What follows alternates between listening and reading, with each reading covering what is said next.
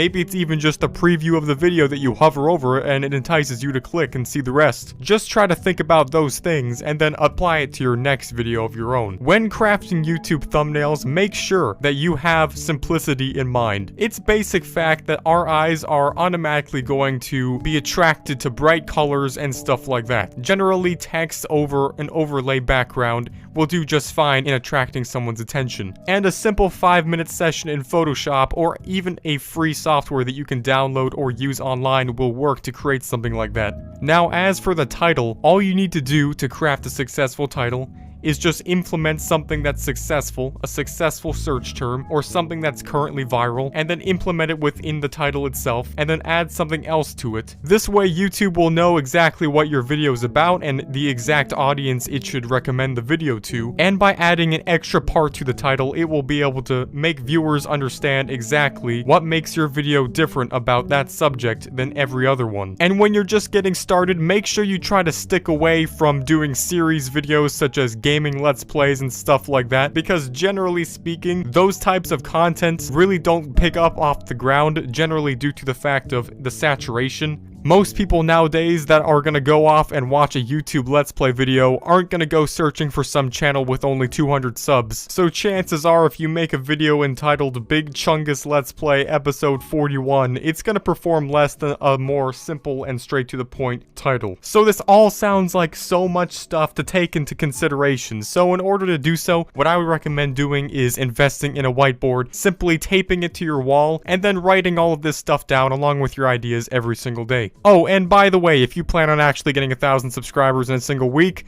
then you have to make videos and actually work. So if you weren't planning on doing that, unfortunately, you might as well just stop watching this video now because you're not going to do it correctly. Sometimes when you're just getting started on YouTube, it's a hit or miss type of situation, and it's most likely a miss. So it's best that you just try to upload as much as possible and also make each video good quality to increase your chances of getting a bullseye of viral video-ness on YouTube. Now, to finally get into probably what most of you want, because, you know, we're all lazy, I'm lazy, you're most likely a little bit lazy too. We all just want a little bit of help and assistance in what we're trying to do. And that's perfectly fine. That's why there's a huge business around it. Specifically, I want to talk about TubeBuddy. TubeBuddy truly does help you with basically everything that you can imagine on YouTube and pretty much anything that you could ever want to do in terms of making video ideas, titles, generating thumbnails from your videos, generally understanding how the YouTube algorithm works.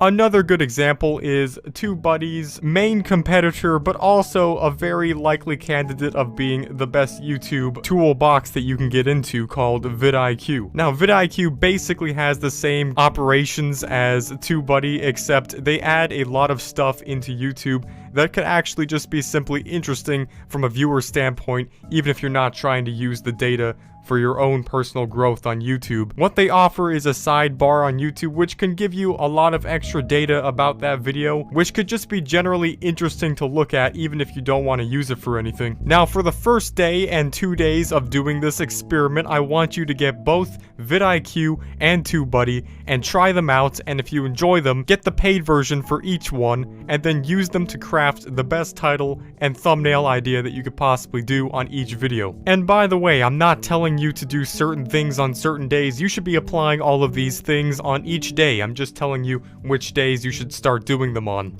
In fact, the more that you do, the better success you'll get out of it, so just do everything you could possibly fit in one single day of time. On day 3, I want you to go to either Sherry.com or channelpages.com, and on there, I want you to make a 100% free account and then find someone who's around your size of channel in terms of total views and total subscribers, and make a collaboration with them. It's easy to come in contact with them simply by contacting them through the website, and then you could set up a collaboration, and within a single day you could be making a video with them, and you could be sharing your content to a whole nother audience of people. Don't underestimate the power of this, because it truly will help you. And if you're not the type of person to actually want to talk to people, as I am, then don't worry about it, because there's also something else you can do. You can use another website called FameBit for YouTube, and it will give you pretty much the exact same result. Now, on day 4, what I want you to do is take some time to review every single thing that was successful in the last 4 days of everything you've done.